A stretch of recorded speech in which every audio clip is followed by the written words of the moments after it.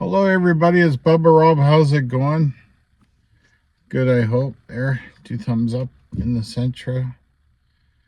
Um, yeah, how's it going? I hope everybody's doing good. I actually trimmed the beard a little bit. Hopefully, here's something. If somebody wants to leave a comment, beard or no beard, what should I do? Trim, fuzzy?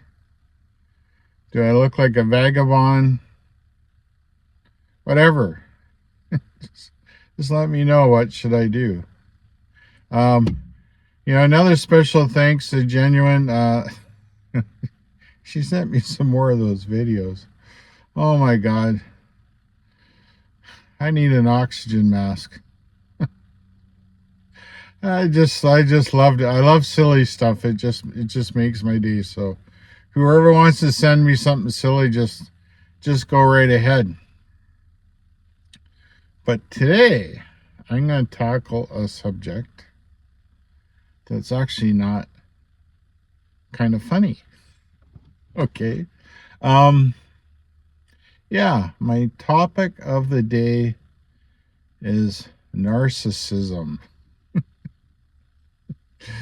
But you're saying, Bubba Rob, why are you want to talk about narcissism? You're not that type of guy. At least I hope I'm not. I hope I don't appear to be. Why do I want to talk about it? A couple of reasons. I was talking to my one very special friend there. We were talking about it and how that having people like that in her life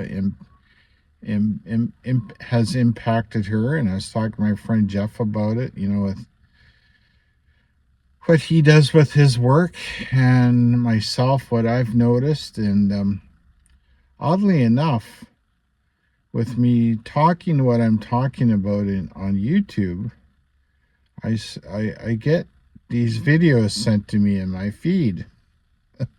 Some guys kind of look like me, they kind of don't, and they're talking about life, and they're some guy, they got something good to say. They're really giving it a good effort, and they have authenticity to their message. I mean, the one I've been watching for a long time, the Dry Creek Wrangler, Dwayne there, and he's got awfully great messages.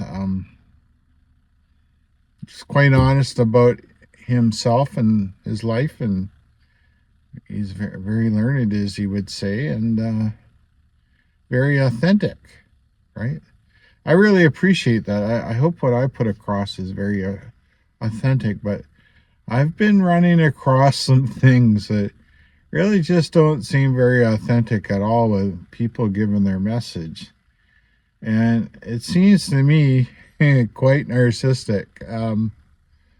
I don't know how many guys my age that are actually really working people don't have a flipping hair out of place. you know, you're living in your affliction gear, right? It's like you're on TRT therapy, and you're super jacked 40 years too late. I don't know. I mean, like I was, like I say, I was heavily involved in powerlifting, bodybuilding years ago, and the one thing I know is we try and be healthy. Being healthy is one thing, but having to be a certain way to build your ego, I don't know how that's really a positive message to put out there. It's different, right? I think it's tremendous that people have goals. They want to lift more. Been there, done that. But is it really necessarily the healthiest thing to be doing when you're 60 years old?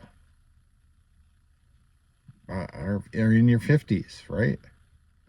You really have to reevaluate what's super important to you. So and then you're thinking, well, where's that come with the narcissism? Well, if the most important thing to you is body image and what you look like, and you're passing by the mirror, and you can't go by the mirror and can't not look at yourself, that's a problem. Uh, um, there's no humbleness in you whatsoever. Um, and then if you're portraying that image on YouTube and putting it out there, you're telling people that you have to attain something that may not be naturally attainable by most, if not all, people. Right? I was watching oh uh, an Australian 60 minutes special on Rebutride, is it? It's a new weight loss drug. It's a trifecta with the GPL-1s or whatever it was, and it's not something that's actually approved to be sold out in public as far as I'm aware of. And I was watching these people talking about how they import these precursors from China, and they're mixing this stuff, injecting it into their own body with not really understanding what's going on, what they're doing to themselves. I find it very sad. And I started going down the path where I was watching some doctors and some studies of what this stuff is actually doing, like increasing your heart rate by 10 heartbeats per minute while you're on it. It's supposed to be adding the equivalency to running a half a marathon each day to your heart. Can you imagine if you do that for a year? I know myself with having a heart condition, there's absolutely no way I can even fathom or even think of doing something like that. But yet there's people out there doing it without understanding the consequences because of vanity. And I would say, narcissism or really low self-esteem. Like it's a very dangerous world. And that's kind of why it really bothers me when I see somebody doing something on YouTube that's portraying themselves as being infallible.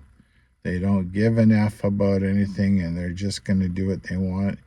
And you should be just like me, and people buy into it and they watch it. It's not realistic.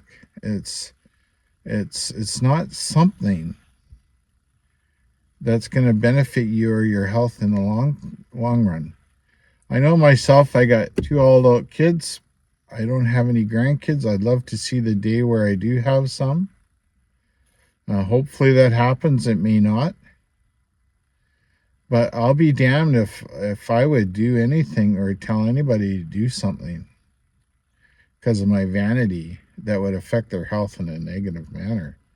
I mean, I come across this, I think it was an Andrew Huberman podcast. They were talking about it. And the trifecta for Hollywood stars getting lean and rip and muscular by taking like a GLP-1, HGH, and TRT therapy under medical supervision, mind you, and portraying this image that we all think we need to attain. Man, that's absolutely disgusting. I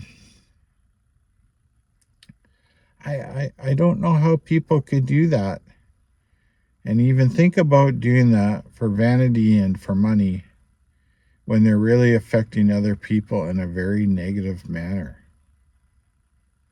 It's just not a very stoic thing to be doing.